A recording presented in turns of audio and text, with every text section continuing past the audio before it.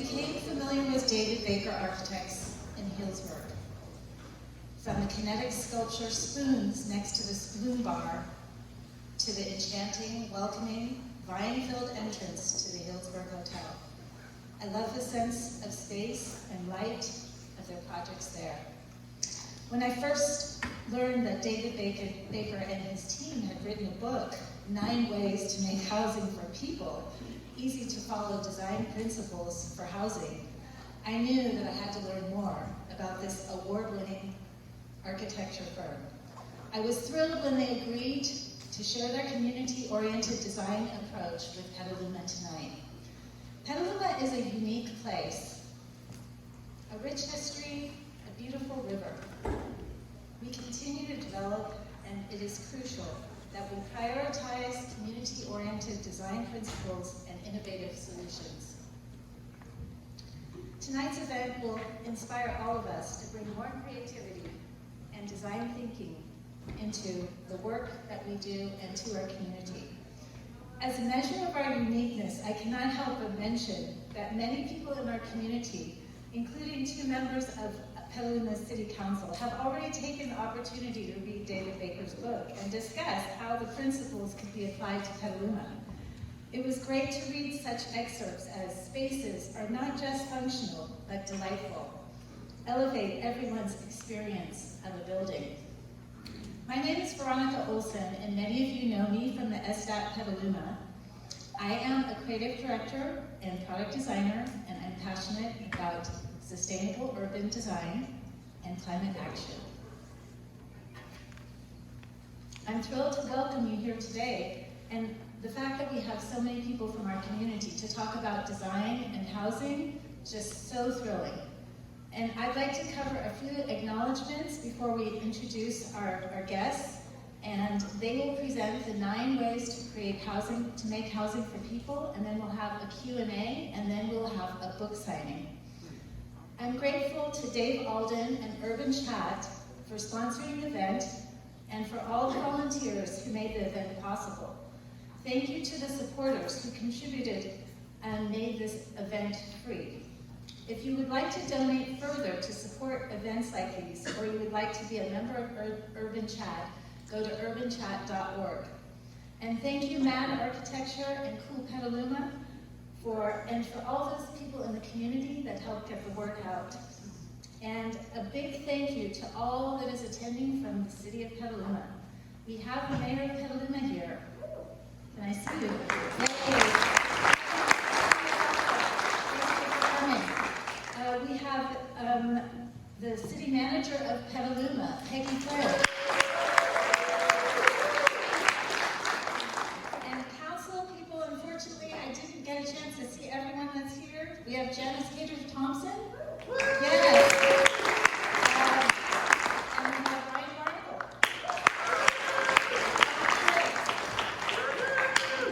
Dennis Souza.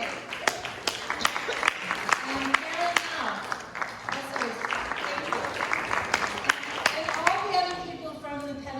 City of Petaluma, thank you so much for joining us. And this is just truly inspiring that we have so many different people represented here tonight. And we have people from housing nonprofits, developers, landowners, real estate professionals, architects, landscape architects, designers, makers, community members, the education sector, and other community organizations. So thank you so much, everybody. And ladies and gentlemen, I'd like to introduce our speakers for tonight. David Baker, the founder and principal of David Baker Architects. Are you David? David? He's in the back. Oh, okay. Am I supposed to? I don't know. Okay. Okay, well, do you want me to introduce you? Okay. I will introduce him anyway, even though he's not here. Here he comes. David Baker, ladies and gentlemen.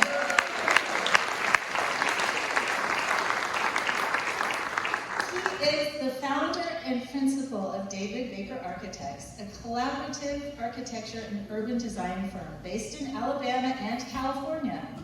The 60-person firm known for exceptional housing, creative site strategies, designing for density, and integrating new construction into the public realm.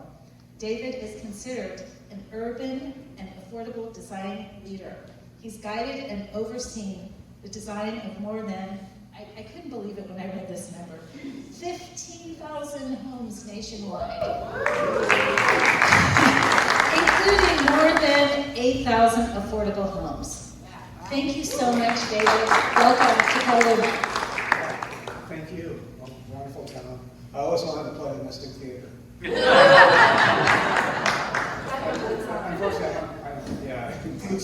Unfortunately, I don't play musical instruments. I did. Shall I sing with you? Electric guitar. Okay, so then we have also tonight Carolyn Souza. She's a skilled architect and architecture communicator, experienced in the design of affordable and market rate housing, and design with innovative technologies such as modular construction. As the principal at David Baker, Caroline specializes in social justice design, including affordable housing and design for nonprofits in underserved communities. Welcome, Caroline. And our third part of this team, we have Brett Randall Jones.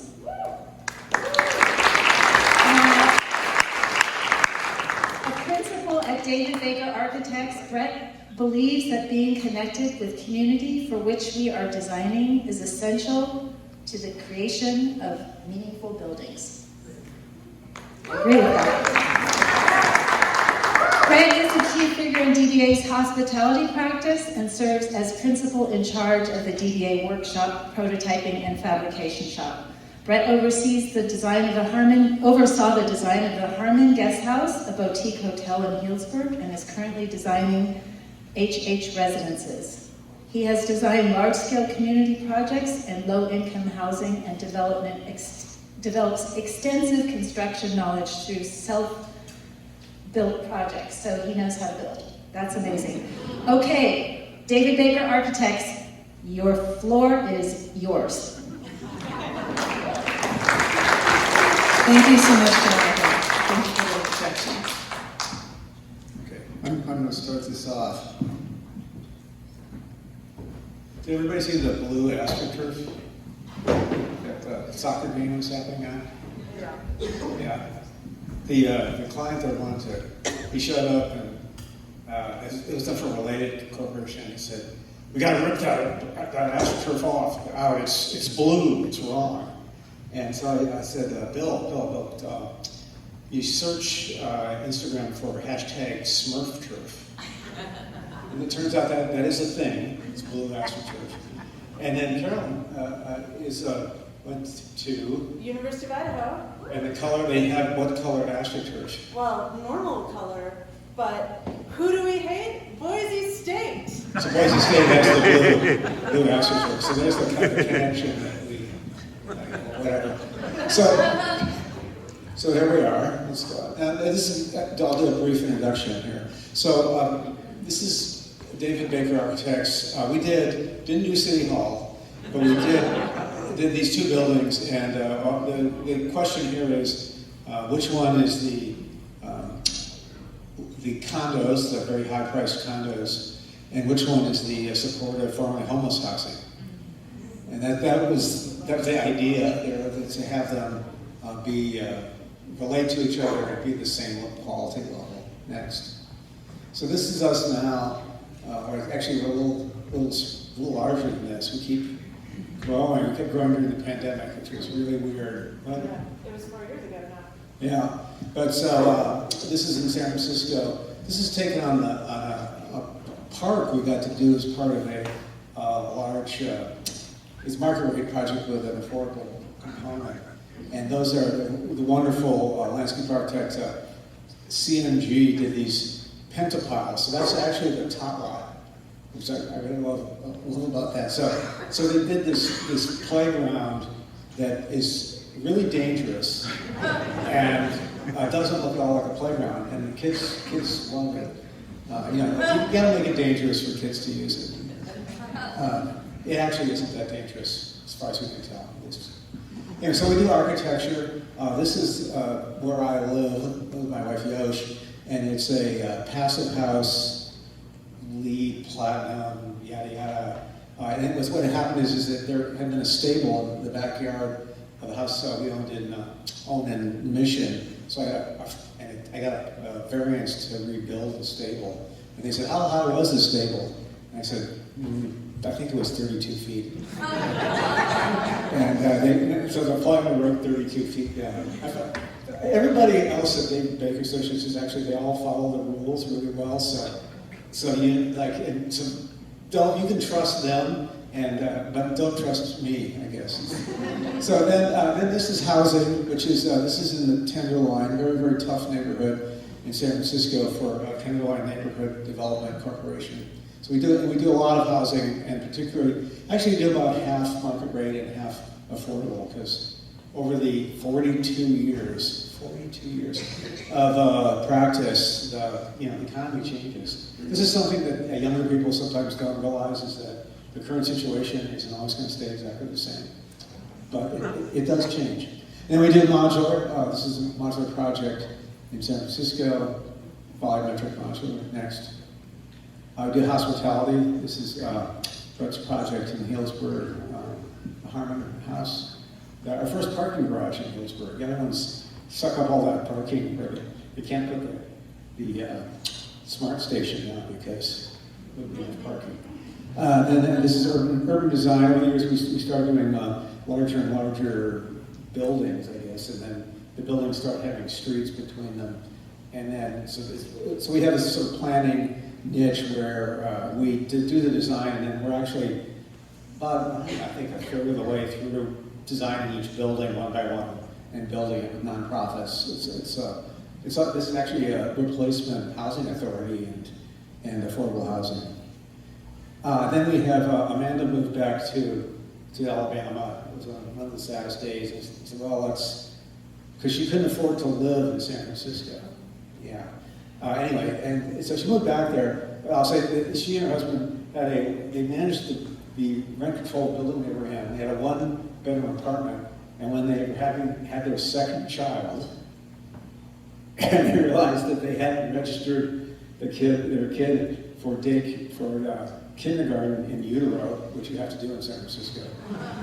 And so they moved back to Birmingham, and now you have to live in Birmingham. There's all kinds of, there are those pesky, very right-wing folks there. But there's a lot of blue people in Birmingham, and they have a 2-acre plot. They can walk to a really good public school. They have a swimming pool, 3-bedroom house. Yeah, so that's kind of why people sometimes move back. There's something that's happening in the United States. This is a wine bar her husband runs that had a James.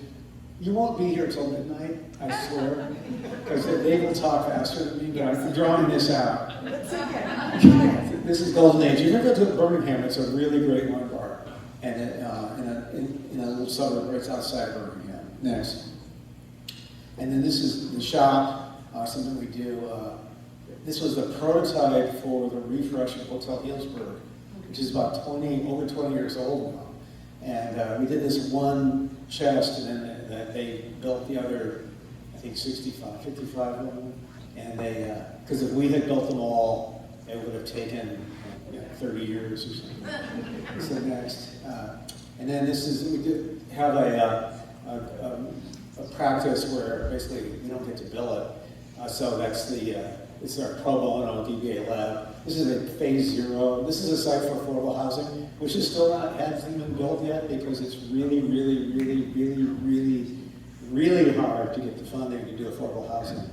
And so that's this nonprofit developers.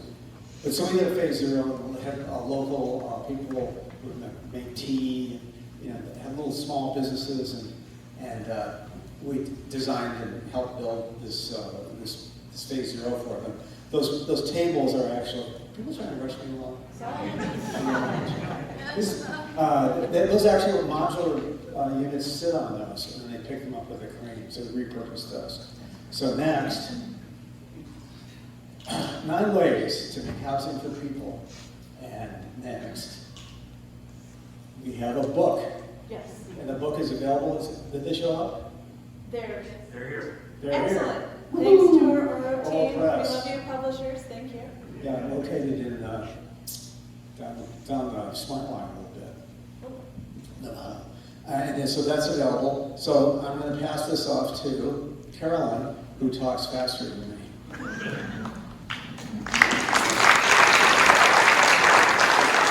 You'll hear more from him later, but hi, I'm Carolyn. I'm going to stand in the clicker spot. So we wrote a book, and there are 9 ways in it. We're going to cover all of them. 4 of them I'm going to do really fast, and 5 of them we're going to do a little more in depth. So hold on to your hats. Here we go. Okay, number 1, be welcoming. Welcome, everybody. Thank you for coming. This strategy is all about having a great front door. You know, you invite people in, you make it feel like home. It's part of your process of arrival. So here at 588, you can see this is affordable housing, but we put in a little bit of wood right where you come in the door so that you have like a warm, soft, easy to touch entry as you come in. And then surprise, when you walk through the door, you're still outside. You get to enjoy this wonderful courtyard while you're checking your mail. And actually, you saw the Smurf turf, but what you can't tell is that this is actually the favorite place for kids to play. They love to ride their scooters back and forth between the lobby. So welcome home, watch out for scooters. Number 2, enlightened circulation. I like to think of this as the no long, scary, windowless corridors from The Shining strategy.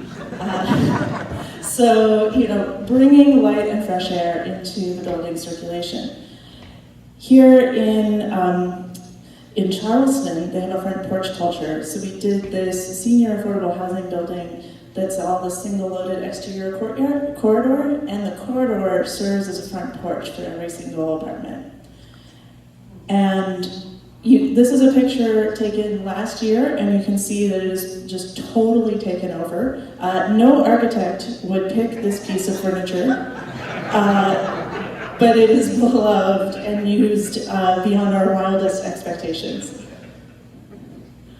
Number 3, cultivate connection. This is like put things better together, like peanut butter and jelly or chocolate.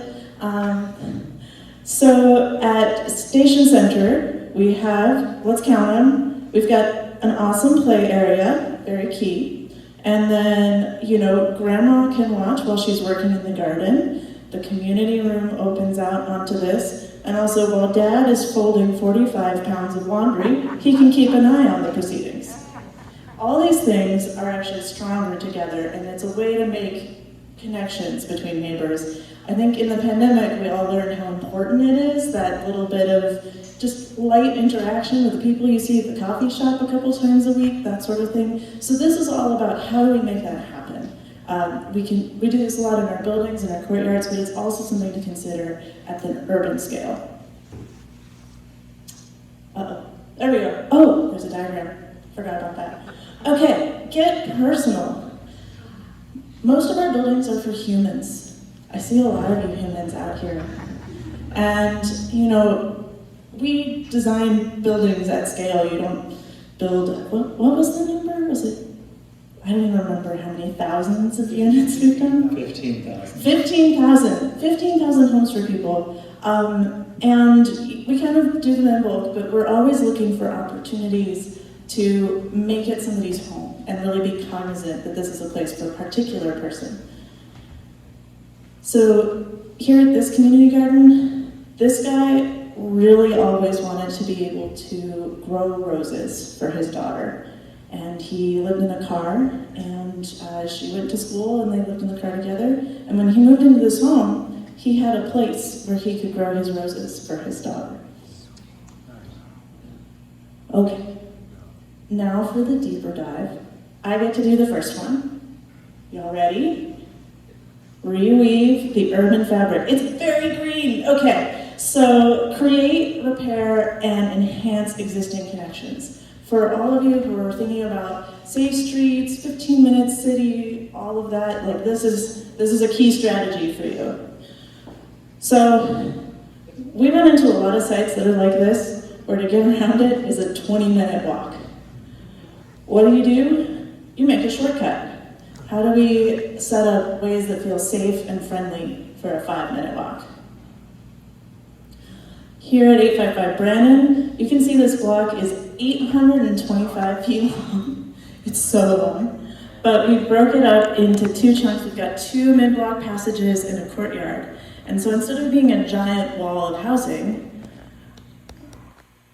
oh no, I lost it. You'll have to use your imaginations. Green, beautiful courtyards with sequoias and places to relax and see your neighbors. Or in West Oakland, this red line, everything to the left is for trucks and is pretty inhospitable.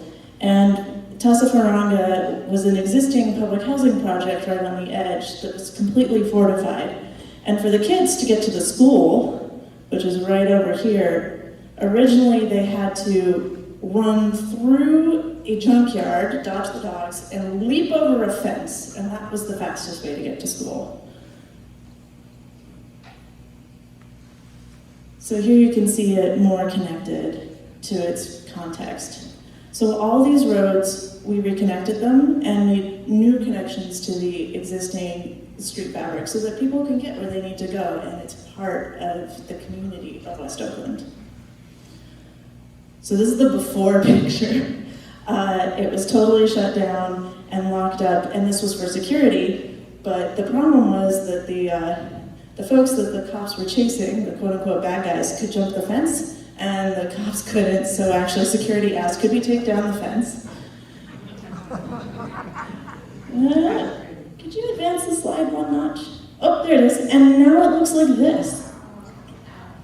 So the kids can ride their bikes and take their little brothers to school in an easy walk. They have connections to playgrounds and everything that the neighborhood has to offer.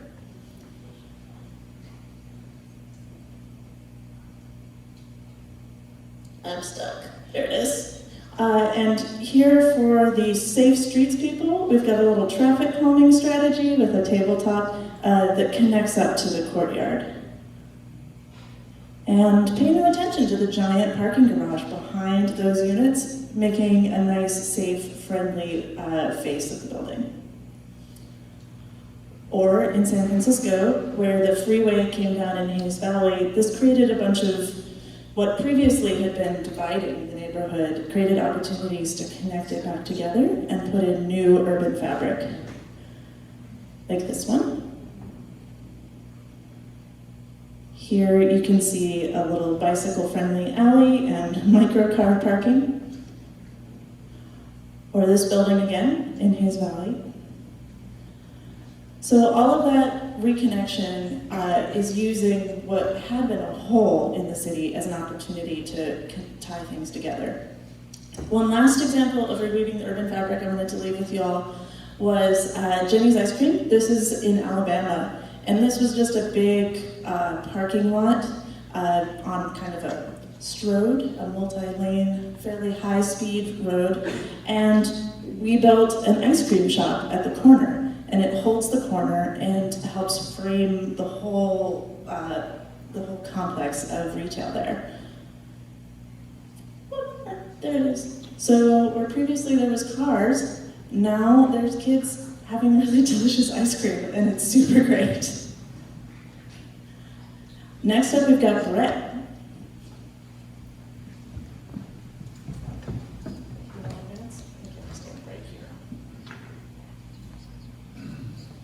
Hey everybody.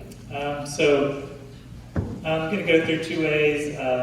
One of them is a little goes a long way. The other is activate the edges. But a little goes a long way. It is a kind of a strategy for materiality, and the idea is that you kind of use your premium materials, special moments in the building in places that the most people can appreciate them. We also kind of call this the 80-20 rule. I think, as you might imagine, with affordable housing in particular, the budgets are pretty tight often. So our strategy is to kind of make 80% of the building pretty straightforward, simple materials, kind of the backdrop, and then use the 20% of just nice materials at the corner, at common spaces where people can enjoy it. We also kind of try to talk about this in terms of cooking. We like metaphors in our firm. So, when you're cooking in your kitchen and you want to, add a little bit of spice or different spices, you can make a really wonderful dish with just a small amount of spice. That's kind of the concept here. So trying to use your budget in the most efficient way possible. Let's see here. You're gonna go next. Yeah, so this is an example of this. This is affordable housing in San Francisco. And most of the building is white stucco. It's pretty simple materials. This is the same building that Caroline showed with the open courtyard and the open lobby. You can see at the corner, this is the most prominent corner of the building, and we used this facade, this core tin panel siding. The volume kind of raises up at the corner, and it just kind of creates that really special moment. But otherwise, the building is pretty affordable to build. If you go to the next slide, this is the panel system, so it's really nice weathered steel panels. We even worked in some perforated panels that hide the vents so that the facade is really clean and simple, detailed, and kind of creates some texture to the facade. But pretty minimal amount of area on the project. Next. This is the project in Hayes Valley that I worked on many years ago. And as you can see, again, this is pretty simple material on most of the building with the white stucco and the white fiber cement panel. But at the corner we used this glazed thin brick from Fire Clay in San Francisco, a local tile manufacturer. And it's just one kind of bay at the corner, but it makes a really huge presence at the corner. And then we also worked in these custom sunshades. If you go to the next slide, we did some really extensive kind of solar orientation studies, and each of the sunshades is custom designed to that particular orientation. They're all mill aluminum sunshades. It protects against solar heat gain, but it also adds this really wonderful depth to the facade that again makes that corner really special. Slide. This is another example. This is an affordable housing project in Palo Alto, where on one volume we have some more of that thin brick that kind of wraps around the volume at the front, and then at the corner, at the entrance of the building, again, like Caroline mentioned, bringing in some really warm material, a really inviting doorway, saving those kind of more expensive wood paneling, wood siding, at places where people are entering the building, they touch the building more there. So just using your premium materials wisely. Next building. Next slide, sorry. This is another project in San Francisco, and I think in particular the ground floor. Most of these ground floors require a certain amount of transparency and activation at the street level, so oftentimes you have storefront. This is a really simple strategy of just having colored glass that really pops at the ground floor, makes it a little bit fun. Part of this ground floor is a child care center, so it kind of brings in color for the children. And then above we have a kind of nice patterned cement fiber panel. And then these really deep recessed windows. But again, this is it's a pretty small portion of the building, it's just kind of the front facade. Next. And then some of you might recognize this. This is Harmon Guest House in Healdsburg. This is a high-end hotel, boutique hotel, and but it's still a fairly simple building. And this lobby in particular, it's underneath a concrete podium.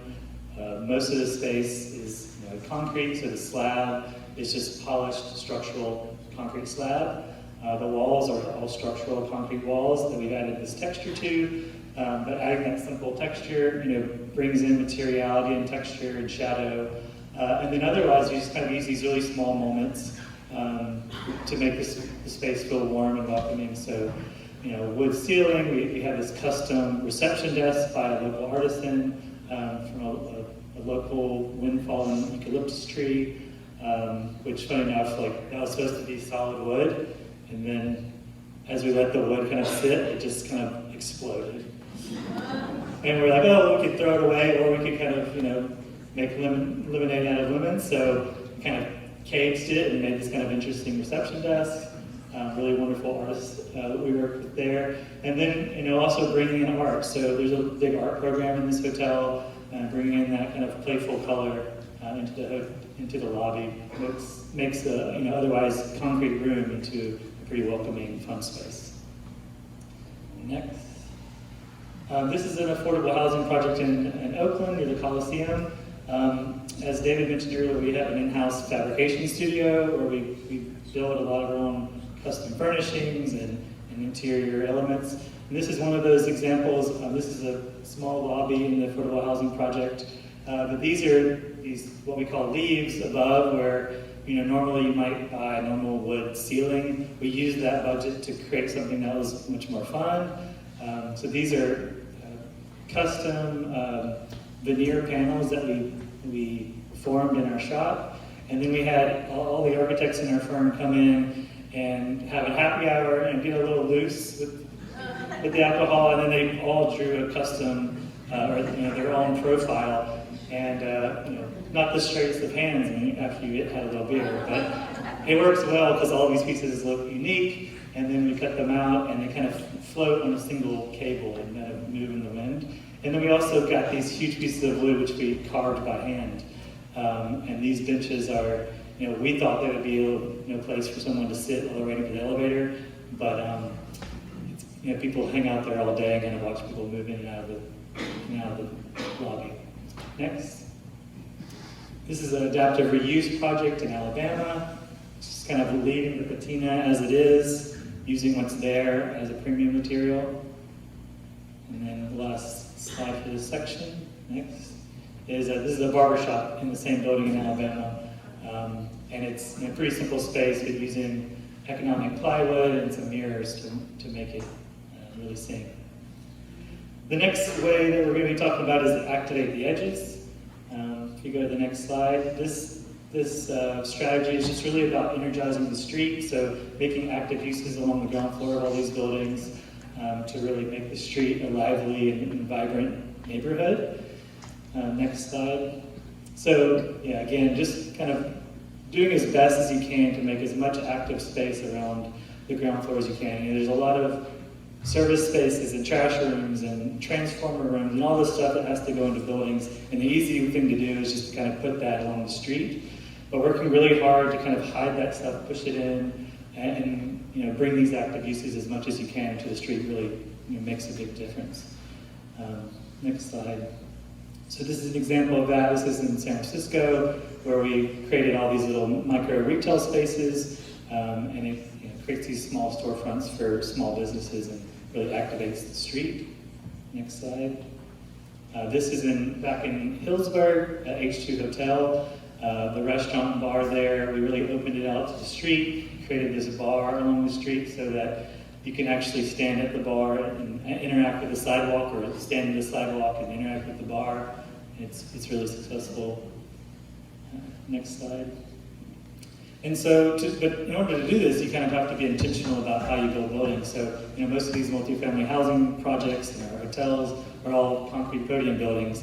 And then, again, like economics kind of tell you to minimize that, but at 10 feet height at the podium, it's really too low for a lot of these uses. It's too low for retail or restaurants.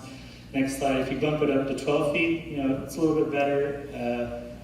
You might have a little bit of stoop, at the in-ground unit, but still pretty low for retail or restaurants or other active uses.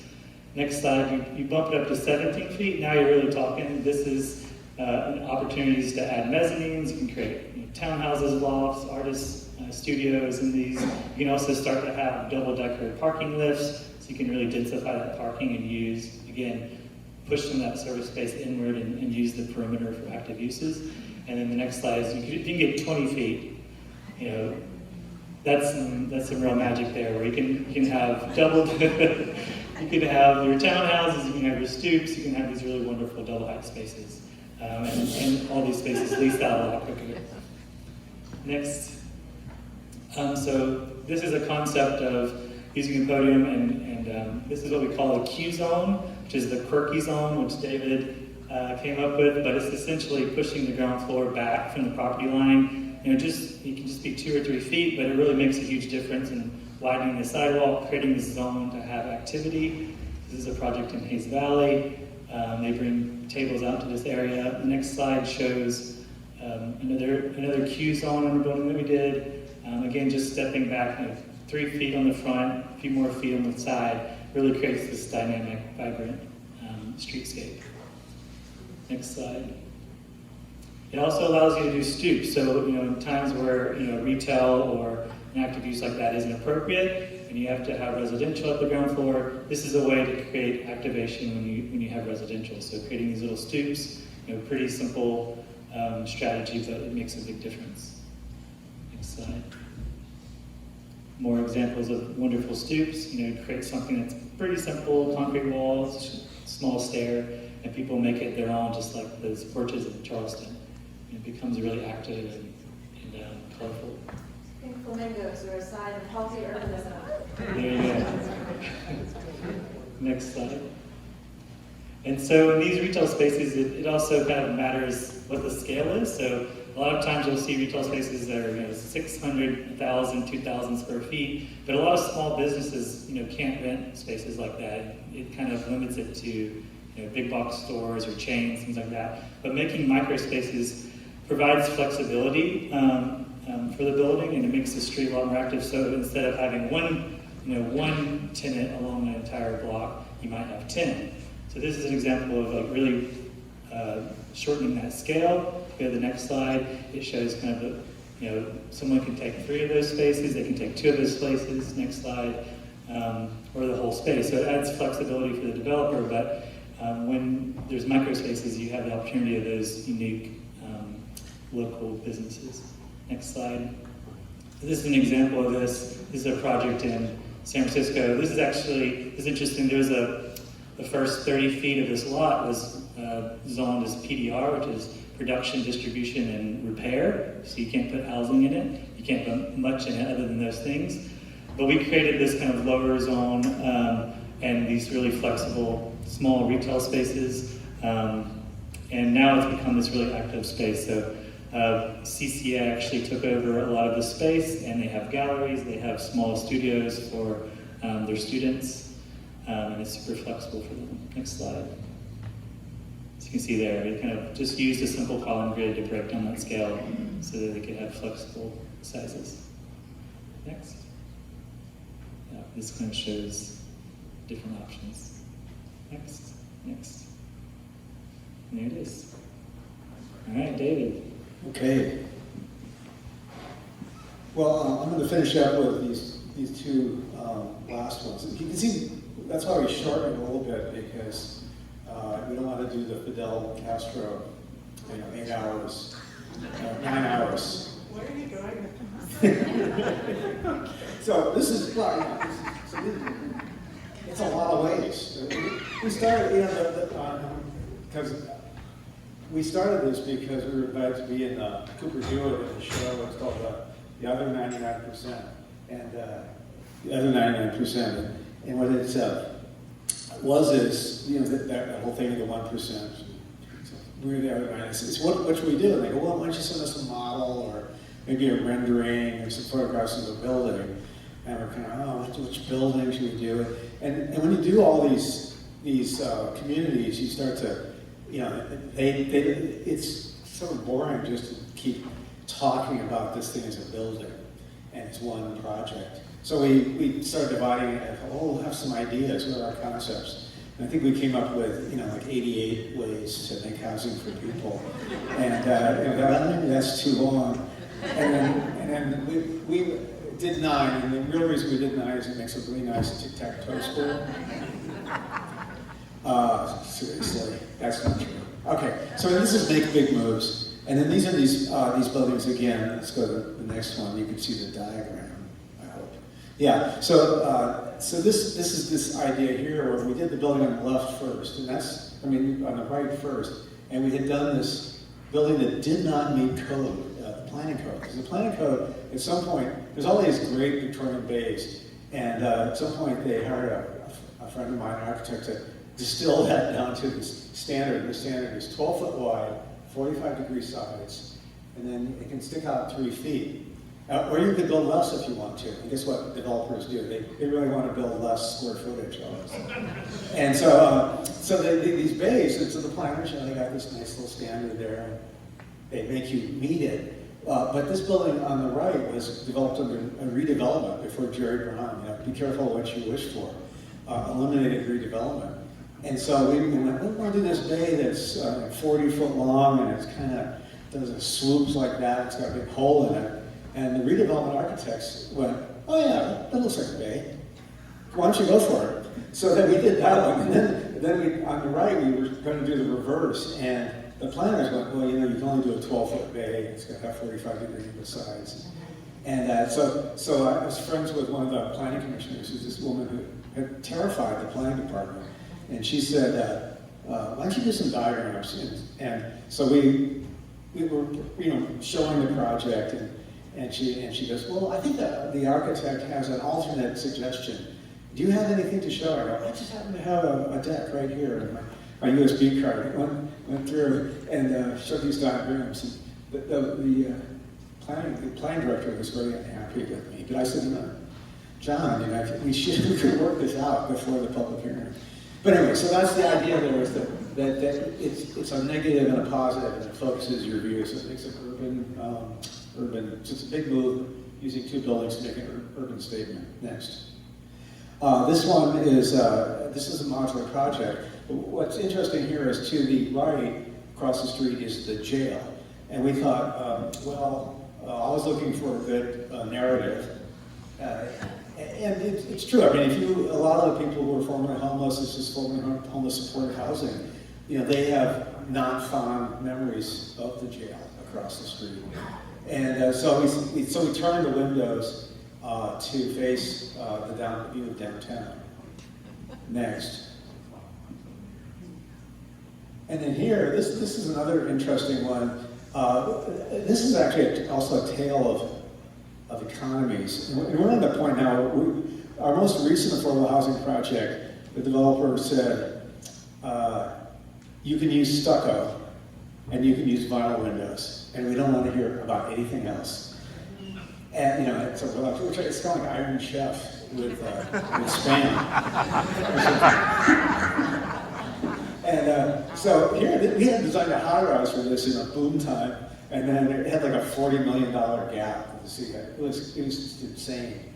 And so I went, why don't we just, all these setbacks that the requirement, let's just see if we can cram the same, cram is probably the wrong word, but put more efficiently the units on the side.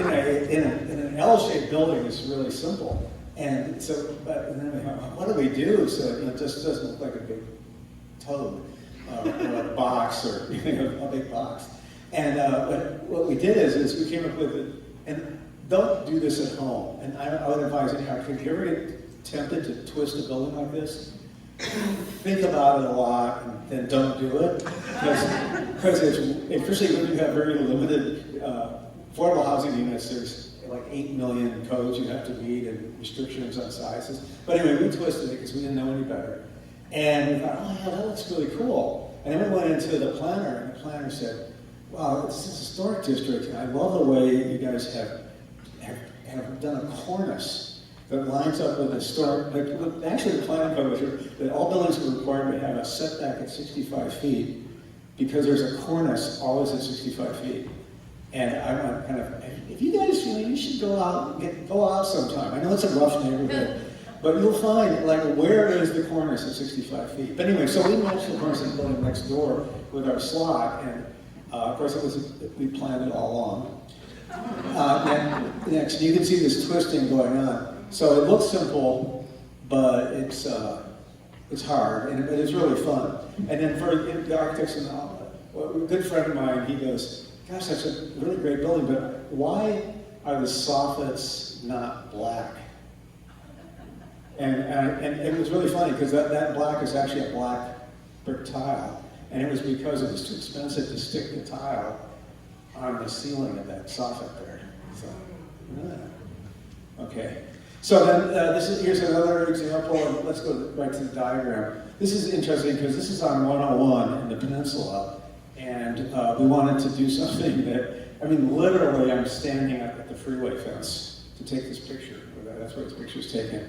So we did a single loaded bar here, so the units face inward, and then we had the reason to do something that, you know, wasn't just another wall buildings with, yeah. So this very active facade. Next. And then this is back in Charleston, where next. We just went, and Charleston's a really interesting place, and we were the Yankee Architect, and we got down there, and they have a thing called a single house there. And a single house has this deep porch, always on the south side, and then it's a zero property line building. And they only do this in Charleston. I mean, it's one of these weird places where they call the porches piazzolas. Yeah, go figure. Really cool. And so, what we did is we had designed a double-load quarter building, and then I said, I was playing around and I sketched this thing with, we'll do like a long, narrow unit, we'll have porches with natural ventilation, and I said, the first thing I said was, what codes do we have to follow? Well, it turned out Charleston had bought a building owned by the bank in the 80s, and they funded their entire housing authority because they bought this 500-unit project for $250,000 out of bankruptcy. They finished it, and they funded their entire housing authority with it. So they took no money from the feds or the state. And they said, well, you know, if Mayor Riley likes it and I like it, you can do it. It was great. And so we got to do a building that would be completely illegal by about every code we have to work with normally. I'll just say, so not codes that do with life safety, but just people love to codify things. But so we got to have fun here and do these porches. And I think Amanda, we went and visited it. And the only thing we did, and you saw that picture of the porch where they put all that furniture on there. I think the only thing we do, somebody had locked their bike to one of the couches. And we had to move the bike. And it's just this fantastic, messy life that's really organized on these porches.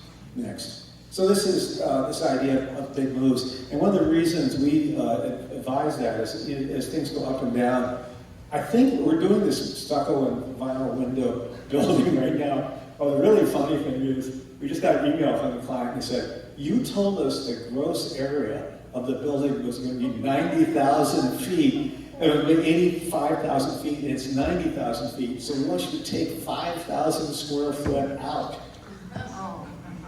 Ouch. That's tomorrow's project. That's like Iron Chef, and you have to use a broken knife or something, and no salt. But anyway, but we're going to get there. We're going to do it. Anyway, but if you make a form, and that it's hard to take that out. You can always take the zinc surface, the beautiful zinc standing seam. You can take the tile out. But a form is hard to engineer out, and often there's a really good reason for it. So that's sort of one of the ways you enrich your building in a city.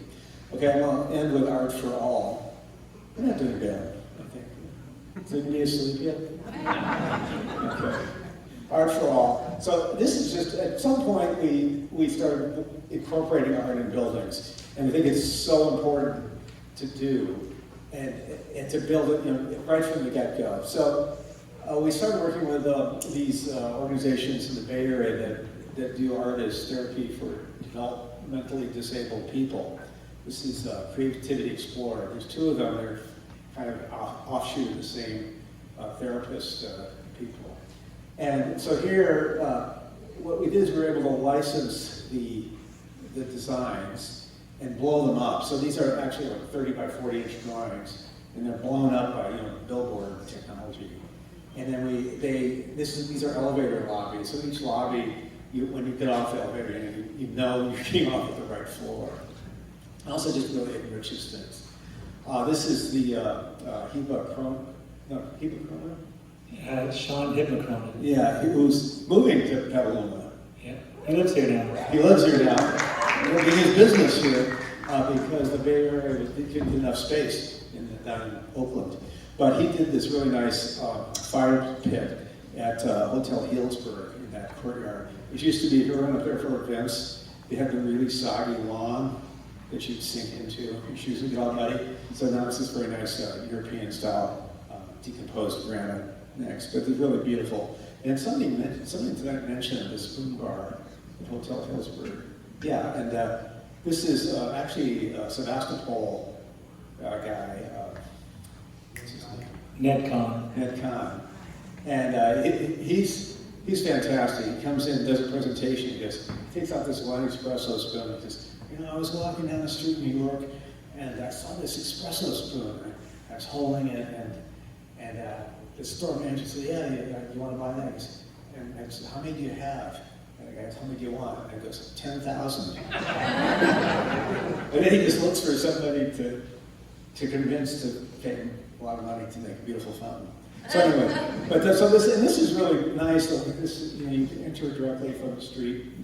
I mean, it's a private property, but it's really visible. So there's that art is accessible to the street. Next, and then this just shows that when you walk by, you look in this lobby, the artwork. Next.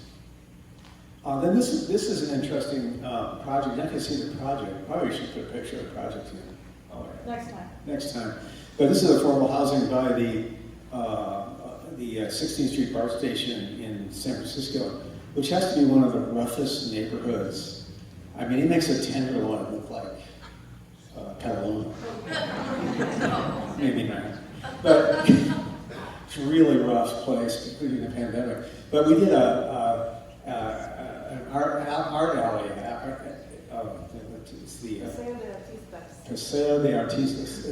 And what's really fantastic, we had the idea, there's no parking in the building, but we talked them into doing these little artist studios that they could rent for a lower cost. But then what happened is they got a really great community organization called Youth Art Exchange, who, fantastic, so all those murals behind there, they did, this is their opening next.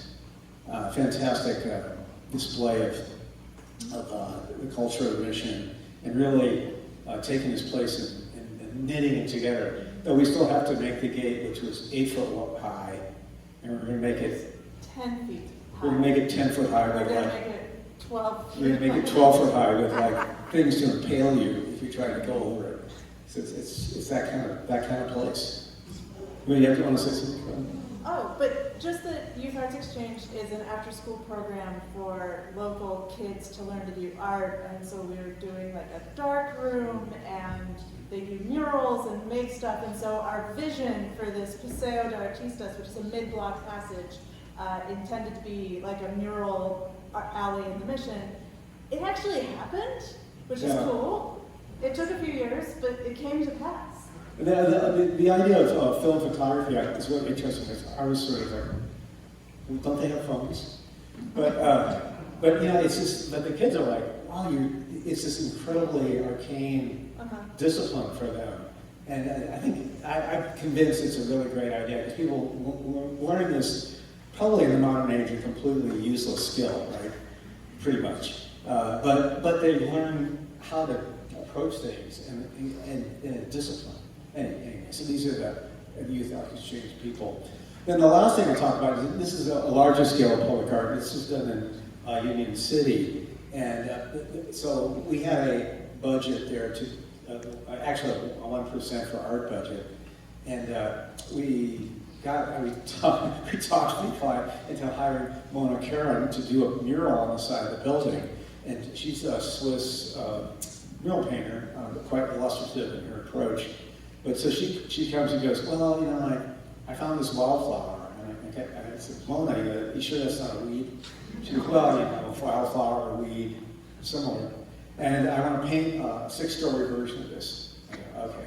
So there's the weed, the wildflower, and which came out really, really beautifully. But, and then I wanted to show you the process. You'll see a little bit of color down there. If you go back, there's a little path, because she had a community meeting, which would be next.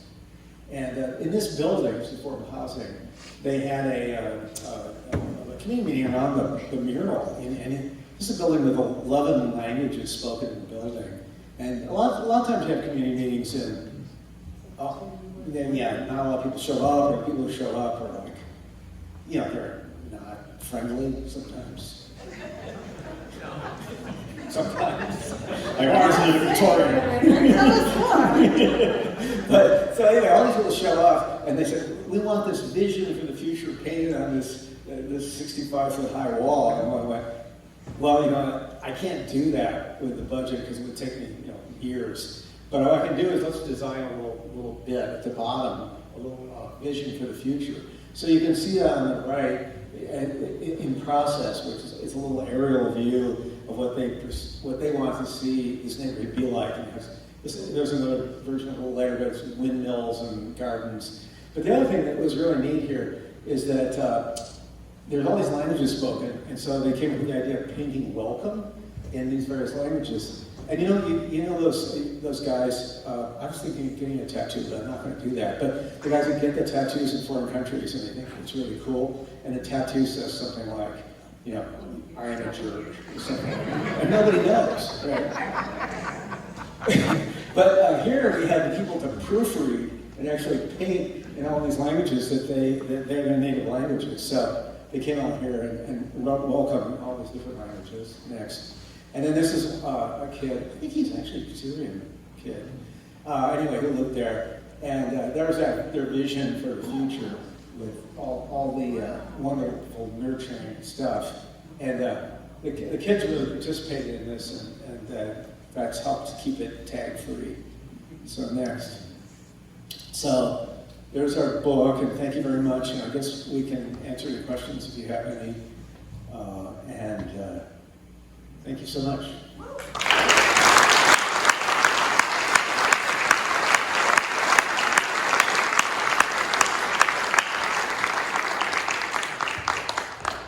So we'll just sit here, and then if nobody asks a question, we won't be heard. So we have a mic here, and we'll be running it back. So ask questions. Raise your hand if you have a question. Right here, that's easy. A short one. You had bays that stuck out with 90 degrees, window on each side, and then we're on a second floor. What does it take to hold that bay up for all those stories? A podium. Most of our buildings are podium buildings, so they've got a ground floor of concrete. Concrete is really strong. We figure we can do like a 7-foot cantilever basically for free. So we use that increment to design our base. You can do them in wood. It's more challenging actually because you have to cantilever. There's all kinds of infinite weed issues behind all this stuff. Yes. So but podiums are really great because they're super strong. They're bidirectional, and you can stack wood on top. Yes. Hi there. Thanks very much for your tremendous presentation. I wondered, could you elaborate on human scale, the importance of it, or how you approach that and how you define it and why it's important? Thank you. That's really hard. Well, I'll say that we're all humans, right?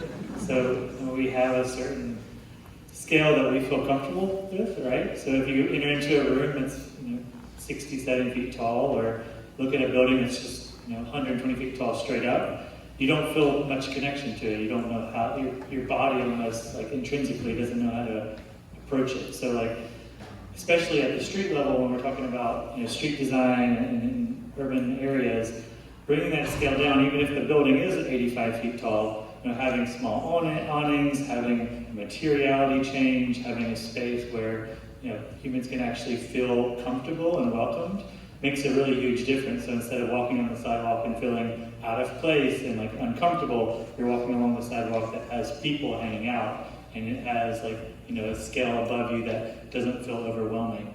So it makes it, I think people don't quite notice it, and they might not understand why, but I think when you're experiencing it, people really notice that they feel more comfortable. Do people know about the Congress of New Urbanism? Is that something that CNU? Yeah, so I'll say that I'm a closet New Urbanist. And we actually won a charter award, the Grand Award, and I was on the jury this year. But the modern architects, architects who are doing a lot of historicist buildings tend to associate New Urbanism with that, though I don't think it's completely true. But the New Urbanists are really good at human scale because they've developed a lot of rules by observation, and I think that's one of the pitfalls for modern architects is they tend to maybe have abstract education and also be working in computers, and the computers are scaleless. So I think that I would say that New Urbanism is a great source of urban human scale, but you don't have to make everything all tchotchke either. We also spent a lot of time. Okay, hi. We spent a lot of time in our presentation talking about the ground floor and how to make it rich and interesting. And I think we spent so much time thinking about it because the first about 20 feet of any building is what you really experience when you go by. And if you think about it, about 90% of the people who experience your building never ever walk in the front door. And so what it feels like to walk next to it or across the street from it is the most key human experience, I think. You get the most bang for your buck in terms of how your community feels about it. So the focus on the first 20 feet of the building is super important. Yeah, somebody was saying, I don't know if this is true, like humans grew up on the savannah and they scan horizontally with their eyes because that's where the danger is coming from. I'm thinking, really? Don't ever tigers or lions sit in trees? But anyway, that's the idea, is that we're really focused. And the other way to think of it is, particularly in a city with big buildings, you go like, well, you have a favorite place to get coffee. Yeah. Well, how tall is the building above it? And most people don't remember, if it's a really big building or a small building. You're really focused on your caffeine addiction. You're a great audience. I love it. Unfortunately, the bar was closed tonight. The best talk I ever gave was in a comedy club in Denver, and they had cocktails. And boy, people were fantastic. They were all drunk. Not drunk. They were like loosened up. No, thank you, and what a great presentation. Before I came, I brought my own, and I've just started reading it, and I was really very impressed by the work you've done over the last 50 years. It's 42. I've been restoring historic buildings in San Francisco for 50 years. And so I've watched how you've integrated your architecture, not overwhelming San Francisco's historic architecture, and it's been a wonderful experience. I want to ask you something about your engagement, and you start your book out by talking about engaging the community. And you've mentioned ways that you've engaged public officials and planning departments, but I was really interested in your book how you engage the residents of various communities, discovering their needs and reshaping their environment to fulfill their dreams. And do you do that directly with them, or are you doing that through a public agency? Is this something that you, or how does that work? All the ways. Community engagement is a really important part of our process. My favorite thing to ask about is the weather, because in the Bay Area we have a lot of microclimates, and so there's a lot of valuable information you glean by asking about the weather. But the biggest challenge is actually finding the community to engage sometimes, and this means we spend a lot of time figuring out who that might be and figuring out where they are. Some of my favorite community engagements have been posted up outside the coffee shop on Saturday morning or at the park next to the site, or we've done ice cream socials. We got really creative in the pandemic and took on a lot of different formats for community engagement. Some of our clients are really savvy with online survey stuff, which kind of brings in other voices that, maybe you have small children, like Brett and I can't go to community meetings on a Tuesday night. So all of that's really part of our toolkit, but any and all ways are welcome. Yeah, I think occasionally you'll run into developers that are really scared of community engagement. They think people are going to be mad at them, which sometimes happens, but I think people are going to try to block their project. But it's avoiding community engagement is a huge mistake. I mean, it's not only politically, but it's a massive amount of information that you can gain from the people that know that place a lot better than any of us know that place. So giving that up is giving away all of this design information that you can gain and make your project better. So we really, really value it. And like she said, there's a huge range of ways to engage. We have this kind of idea of a spectrum of engagement that goes from informative to generative. So there's lots of ways along that spectrum that, depending on the project, a certain way might be more appropriate than the other. Going to a meeting and just kind of informationally sharing what you're doing, or going to a meeting and listening, all the way to generative, where you're actually sitting down with a small group of stakeholders, designing it together, sketching. So it's a fun part of our job. One of the things we've done is where we've had required community meetings, we started, well, why don't we have it on the site on a Saturday morning? And that's really useful because then you're out there and people can be maybe, you can see it and it's more real for people. It's also when you have a community meeting like this, let's say you were all hostile because we were going to tear down the Mystic Theater and build a high-rise. Oh, yeah.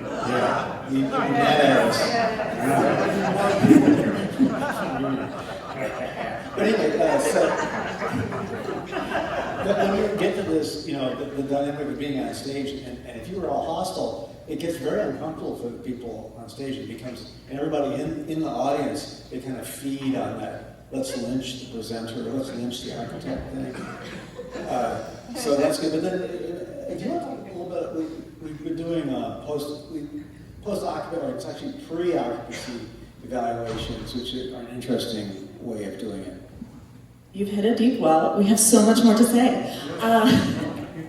So, in addition to pre-occupancy community engagement, we found it really useful to go back to the buildings that we've built and talk to the residents about a year after the building opens and gather feedback on how it's been going.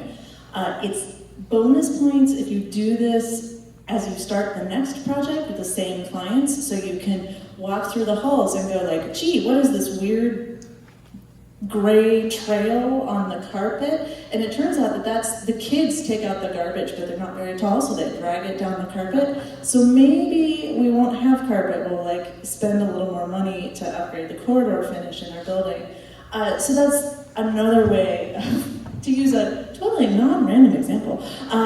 This is another way that we inform our projects from the feedback that we've received before. I think also, just globally with community engagement, it's really important to be honest about what is and isn't on the table. Maybe the whole building has to be 5 stories. There's no way it pencils any shorter. And sometimes that's not so popular. But it's important to say, you know what? It's gonna be 5 stories, but I'm here to talk to you about how we're gonna make it the best 5-story building you've ever seen. And I wanna know about the weather and where the front door goes and all of that. Yeah, so making the Mystic Theater demolition pencil, we have to do a 45-story building. So we just wanted to say that. We're gonna get us in so much trouble. I have to go home to my children after this. Don't trust anything I say.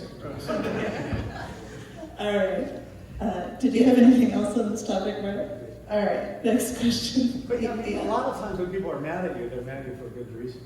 It's true.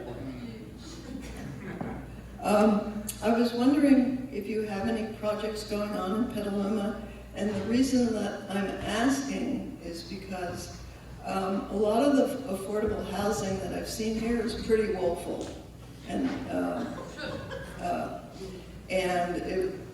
I'm impressed, or I think a lot of people are impressed by your projects. But also we currently had a big mess with wanting to raise the overlays and, you know, architects, developers coming in from other places. And, you know, with the hotel they wanted to build, and when I looked at what they wanted to build, I thought, gee, wouldn't it be nice if it was more like the hotel in Healdsburg? And I didn't know that who had made that hotel. But anyway, I hope that the city council and the developers and the real estate agents take your names, because I think you could really help the city. And do you have any projects, back to my original question, going on here? We don't have any projects in Petaluma right now. We're working in Sebastopol, Healdsburg, Santa Rosa, but if there's any developers or cities in here that wants to give us a project in Petaluma, Brett is absolutely waiting for your call. we would love to work with you. We'll find them for you. Particularly because I just have to say, I'm so impressed with how engaging everyone is here. Like, this is a lot of people who come to a design talk on a midweek night. So, Major development problems here. it seems like a wonderful place to work with a lot of really smart, engaging people. So. It is. And a follow-up question, if you know Petaluma at all, do you envision a certain kind of housing here, or what would your dream project be in terms of a housing project? You have to answer that one. I have to answer that one. It's too hard for David Baker. Well, we're very enthusiastic about housing. As a millennial who struggles to find a place to raise my family, like, yes, please, more housing. So we're always very pro-housing. In terms of types, I think, you know, there's lots of different kinds of sites in Petaluma. So I would imagine that everything from townhomes to, you know, a solid mid-rise would be appropriate depending on the lot. Yeah, I think any community, Petaluma is no different. It's really helpful just to have a really diverse, you know, housing types, right? So flats are important for people that can't move up and down stairs. For townhouses, you know, 3 bedrooms are important for families versus like studios for, you know, other populations. So I think the important part is just really diversifying the types of housing you have across the city. Because a lot of cities, you know, you'll go to them, especially in the suburbs, it's all single-family homes, which are really valuable and important to, you know, some demographic, but it's not appropriate for everyone. So having a good mix is important to have like a diverse population in the city and to make it accessible and inclusive.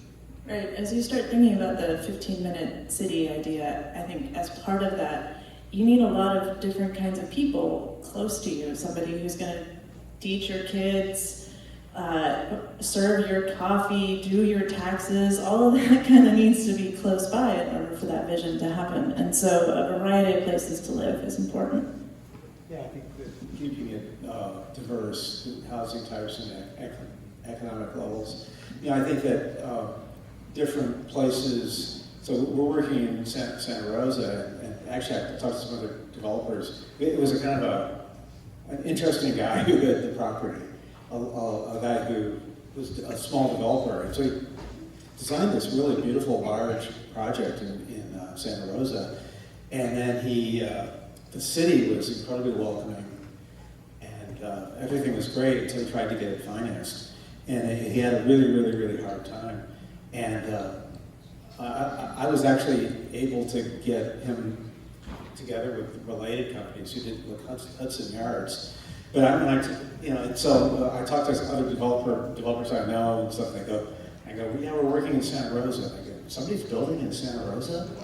Like, are they insane? You know, because it's a weak market, you know, and you have a lot of things that make it hard to do.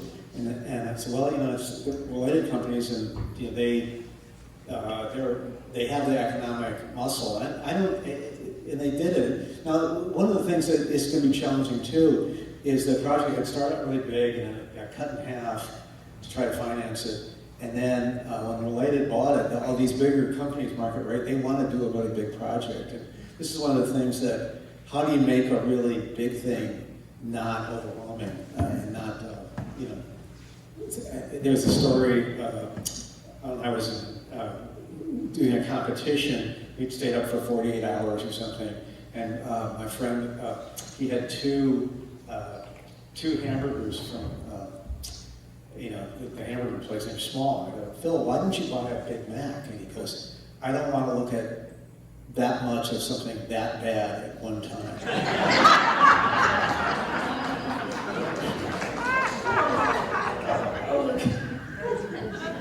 So, you know, I think it's never easy, and you know, we could give the 8-hour show on each one of these projects practically. I mean, there's always a huge number of challenges, and you can come to the end, and unfortunately, often I think, oh, geez, you know, if they hadn't value engineered the standing seam zinc bays and made them gray stucco, that project would look so much better. And so every time I look at it, I see that, and everybody else is kind of, oh, that looks nice, I like that. So, it's not an easy thing. If you expect it to be easy, you know, it's going to be a hard life. Being an architect is a challenge, and you have to thrive on challenge. You know, get up the next morning, and you find a way to make those vinyl windows look good. Somehow. You spoke, thank you for your presentation, I'm over here. You spoke in one slide about designing to force community or to have people engage from along your own. Force. Oh, I'm sorry. No, it's okay. That is an image of you will be community or else. Sorry. So, is that better? I'm curious to hear a little bit more about how that works, what the tricks of the trade are, whether you have any metrics for how you get communities to stumble upon each other and engage with each other. That seems to me to be a really interesting and creative part of work that would be nice to know about. So one of the single largest predictors for whether two people will fall in love is proximity. So I don't know that it's very scientific. It's mostly just about kind of being crafty about putting things close together where people are coming and going and hoping that it works. You plant little seeds and see if they grow. The whole point of walking places is It's a lot easier to have a conversation with somebody you walk by than it is with somebody you drive by. Yeah. So it's a pretty simple thing. And you know, the pandemic, it's really been an interesting few years here. And you know, like what is the future of urban life? And are we all just going to move to Idaho somewhere on a mountaintop and just have a good Wi-Fi connection and we'll be happy? But yeah, I think there's a real human need to be in person, and so that's why some urban density and 24-hour, 15-minute mixed-use communities is going to be healthier.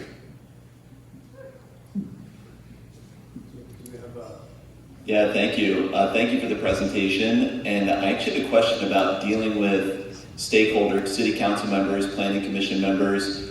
What is the best way or kind of the best examples and scenarios you found where city representatives are able to give feedback and kind of collaborate on a project and make it feel less like sometimes we get to a public hearing and there's not much we can change at that point, or some of the changes we're asking for are impractical. I mean, in your experience, what is the best way to receive feedback from stakeholders to improve a project, kind of the most ideal? And then as a small other question, anything you want to add about trying to integrate street trees and vegetation into your projects and the importance of that. Thank you.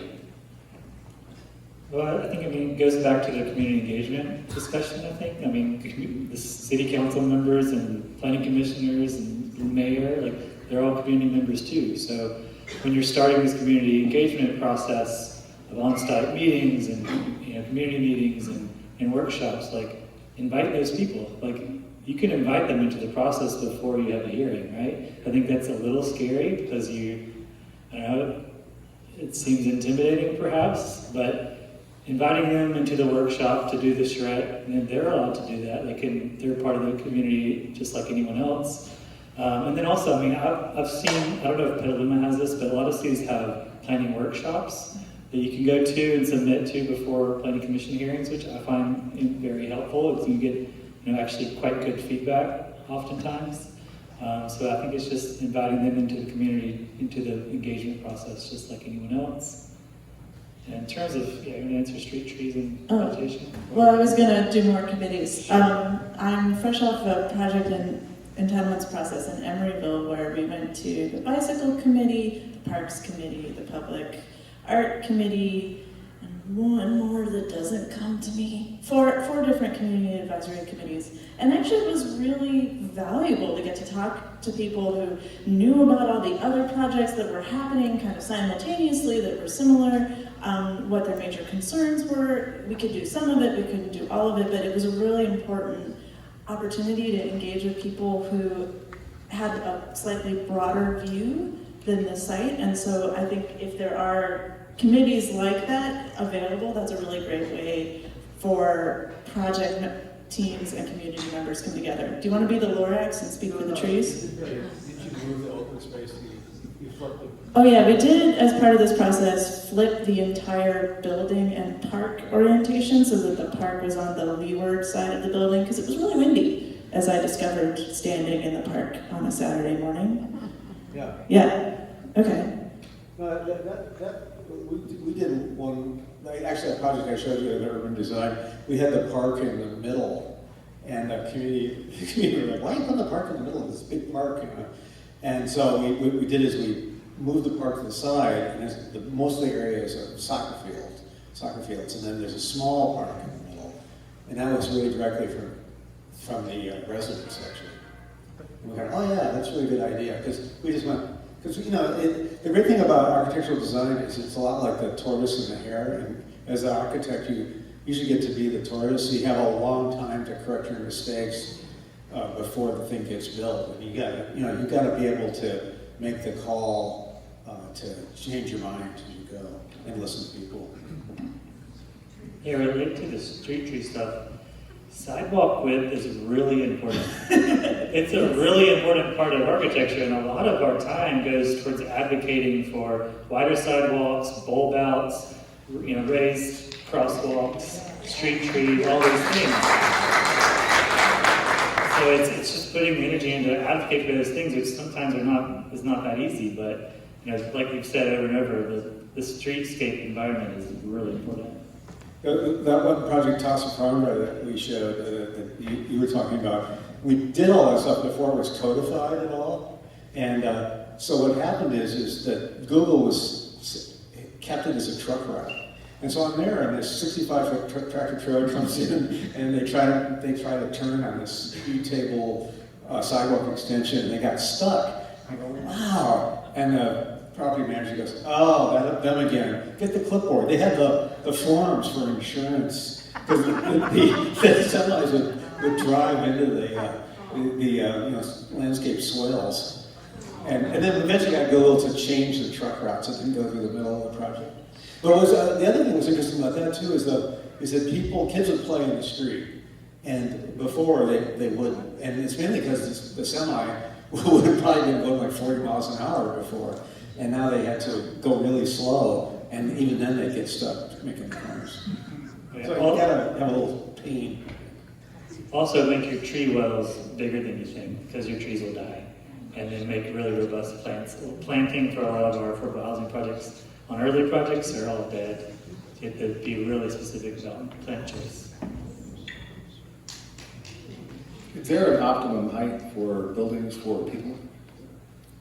that would explain the objection to taller buildings? Could you repeat that? Is there an optimum height for buildings for people that would explain the objection to taller buildings? I live in a high-rise, and so for me, no.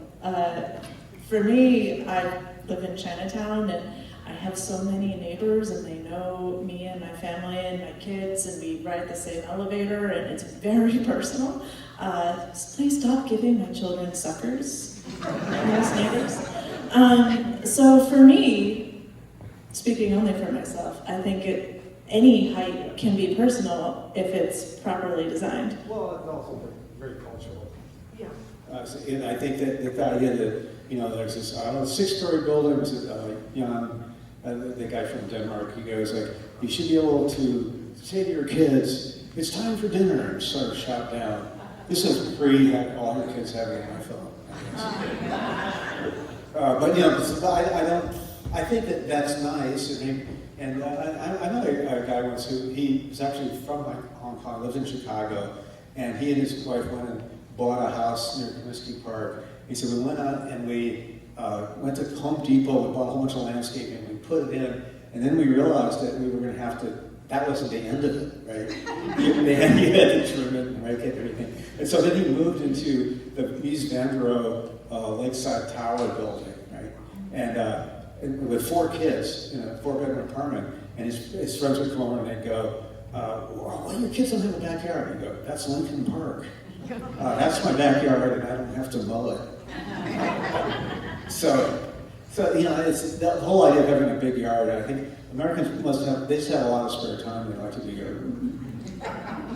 Well, I think a lot about what makes where I live friendly for me and my family is that I have access to what I need. Like if I need onions, I go downstairs to the little local grocery store that's downstairs and I get my onions and I come back up and keep on shopping, right? And so, or we walk to the park, our kids' school is easy walking distance. I walk 3 miles a day doing nothing special just because everything's right there where I need it. And so what I have is access to what I need to live a full, busy, active life full of people and relationships. Yeah, I think that there's a whole thing about, comes down, I think, to very much not accommodating the car as the primary design principle, which that sounds like a weird thing. But that's what we do, right? We accommodate the car, and that's it. And when people go, why are these old areas so beautiful in cities? And because did they have really great plans? And usually they didn't have anything, right? But they didn't have cars, so they weren't designed before cars. As soon as you have cars, everybody gets in the cars, and then if they get a traffic jam, they want to widen the road, and then you end up with the sidewalk being like 4 foot wide, and the car's going really fast, and it's really unpleasant, and the little stores go broke, and then you drive to a bigger center further away. So I think that it always amazes me when I go someplace how much harder it is to get my steps in or my miles in. As soon as I get in the car, you're really challenged to get a decent amount of exercise for the day because you're sitting in the car. Okay. So that's why I'm proselytizing about that. You're a great audience on that. Thank you very much for your presentation. What I'm wondering, given the prevalence of single-family homes in communities like Petaluma and elsewhere, have you had any experience in small lot development and any thoughts about that? And in particular, given the state's legislative bent for ADUs, granny units and second buildings, third buildings, fourth buildings on small lots, where there's a lot of space available and start breaking up that monotony of single-family homes. Yeah, so it's kind of related to the last question. Me and my family of 2 kids, we live in a 400-foot tower downtown. Well, I'm actually working on a project in Oakland for myself. It's a little co-living compound. There'll be like 3 families living, and that lot is a single-family lot. is a house that hadn't been lived in 20 years, uninhabitable, that we were able to purchase with 3 families. And we're kind of building several houses for single families to co-live together, to create community, to create support systems for people. And so, and the neighborhood this is in is mostly single family, but there's quite a few lots with ADUs or second primary residences, and it's becoming a fairly dense neighborhood, and for a single family neighborhood.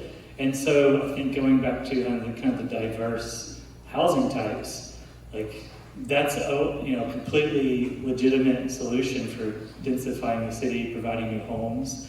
And so you can go anywhere from multifamily housing or towers to things like just trying to add a unit or 2 to a single family lot. All that stuff makes a big difference. And I think going back to the question of the appropriate height of buildings, there's no right answer to any of this stuff, right? Every place is different, every context is different, all the people in all these places are different, and there's appropriate living spaces and appropriate neighborhoods for different people.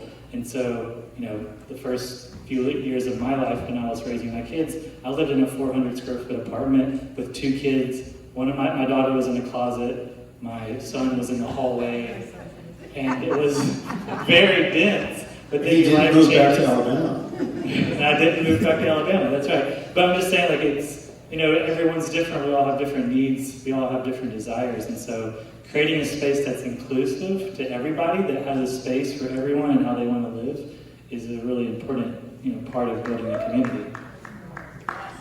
And just as a plug, there's a firm started by a couple of guys who used to work at DBA that called Open Scope, and they have specialize in ADUs, or they do a lot of ADUs.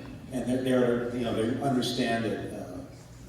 So yeah, I think it's a really specialty. One of the delights of having an office in Birmingham, Alabama, is that it means we get to work at a different scale. In the Bay Area, we've done a lot of parking lots next to freeways. It's a bit of a specialty of ours. But in Birmingham, Alabama, we used to do smaller scale interventions in existing urban fabric. So we've got a project on the boards there right now where it's a mostly single family, historic African American community, and we're inserting in little walk-ups with carriage houses in the back and setting up an alley typology, which I lived for a few years in Chicago, so I love an alley for all that garbage and all the things you got to deal with as part of life. So using those kind of lower scale, dense but friendly types are really helpful so that you still have that kind of front porch feel.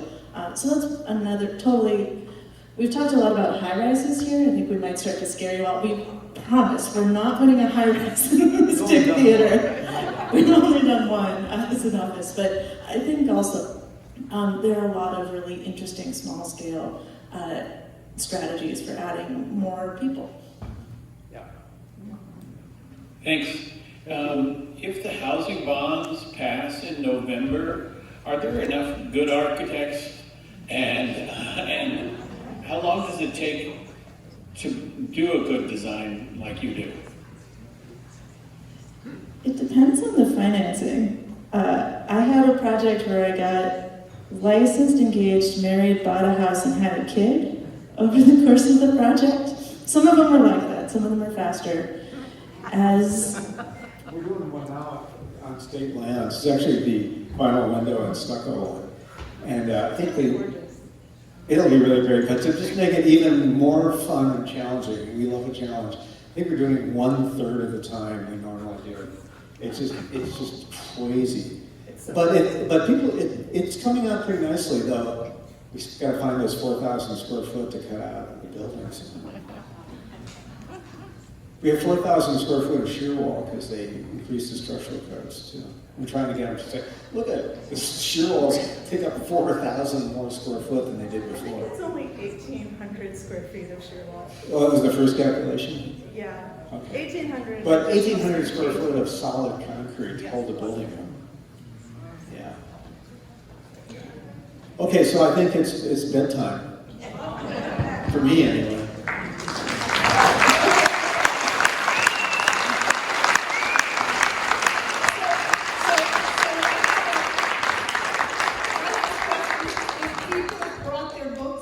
them signed. Would you be willing to Yeah. sign them before you go? Yeah, we have books for sale in the lobby. We're happy to sign anybody's book as well. And happy to answer any other questions too. Oh, great.